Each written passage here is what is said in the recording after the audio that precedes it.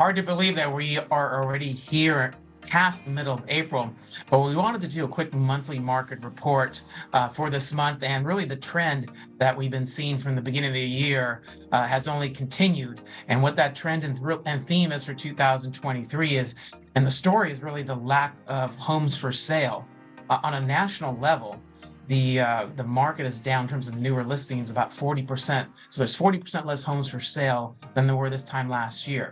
So I do want to share my screen. I want to give some more local data that help bring the points. We use a research firm called Altos Research. What's great about them, they do market reports, provide market data for all submarkets really throughout the U.S. But we're going to look at two different markets and look at really two different stories, one for Thousand Oaks and one for Malibu, two different price segments. But I'm going to go ahead and share my screen and show you.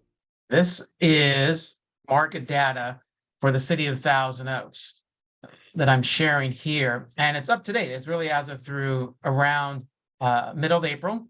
And the first thing I want to point out is Altos does a snapshot as to whether or not a specific submarket is a buyer's market or whether it's a seller's market, and they assign a score to it.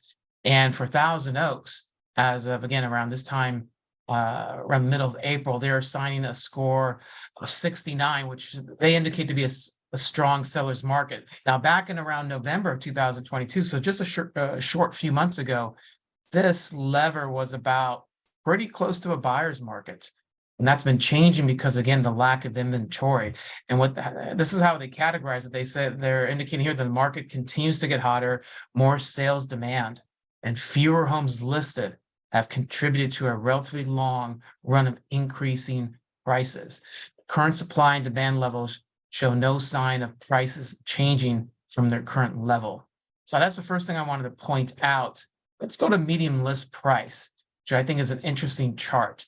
If you look at for 2022, around July, the 90-day average in Thousand Oaks was about 1.2, and that's where it leveled out. And you can see if you focus here on the graph, the trend, you can see it declining the second half of 2022. Well, and the bottom was around end of December. But now if you start looking at this trend line, it's been slowly going up. And we're just about the 90-day average. So 1.2, it was 1.3 in around June of 2022. The market's almost recovered from the high. We're back, let's say it's almost back to its high of where it was for Thousand Oaks around the summertime of 22. And again, this is all being driven by just not many homes for sale. It's a supply and demand equation. Even though demand is lower than this time last year, it's still higher than the amount of homes that we have for sale. And let's take a look at quickly inventory for Thousand Oaks. Again, this paints another picture. As you can see around October, September of last year, the 90-day average for single-family homes, how many there were available for sale, was hovering around 80 homes for sale. The 7-day average was around 90. And again, around October 7, 2022. But you can see with the graph here, it's been going down and down and down. And as of about last week or so, we're down to a 90-day average of 42. Which is almost a 50% decline in the amount of homes for sale. So that's a big deal, again, where particularly in real estate and really any product or service, so the supply and demand equation is so important as to how that impacts pricing. So let's take a little compare, because every submarket's different. See how this compares to maybe a higher price market. Now, Thousand Oaks, again, the median price is around $1 million, $1.1 million, somewhere around there. But in a higher end market, what's going on over there? And this is why I always say real estate is local. So let's take a look at Malibu, which is not too far away, and see what those numbers are. If I can get that up for you. Okay, so here's Malibu. Obviously, much different, apples to oranges. Median price is over $7 million. But first, let's look what Altos Research is indicating in terms of the index for this market.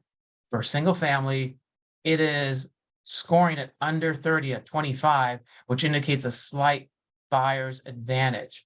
Obviously, the pool of buyers is less for homes that are priced at this price point, and there's less buyers available for this. So it's a different market. Again, it's apples to oranges compared to Thousand Oaks. But what we are seeing, though, in the higher end, that market is different than what's happening more in the entry level in general, or even the mid-level. And we go down. Let's take a look at the inventory. Inventory for single-family homes has stayed about flat, so it hasn't changed so much. So we don't see that curve going down as in the city of Thousand Oaks. And let's take a look at pricing here. Medium list price. It again very similar to Thousand Oaks, and I think what you would find in most areas.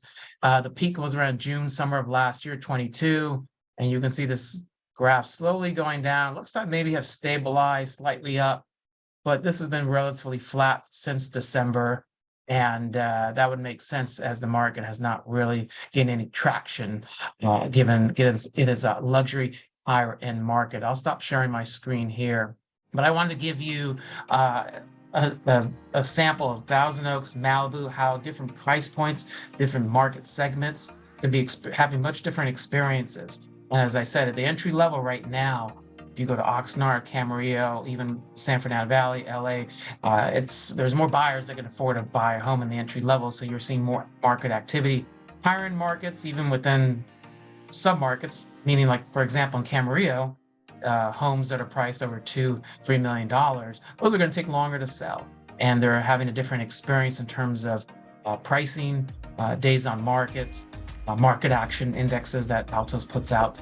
So I hope you find this helpful. Please subscribe to our channel and look out for more news. We'll be putting out more content, more importantly, more market data to keep you posted as to what real time is going on in our market.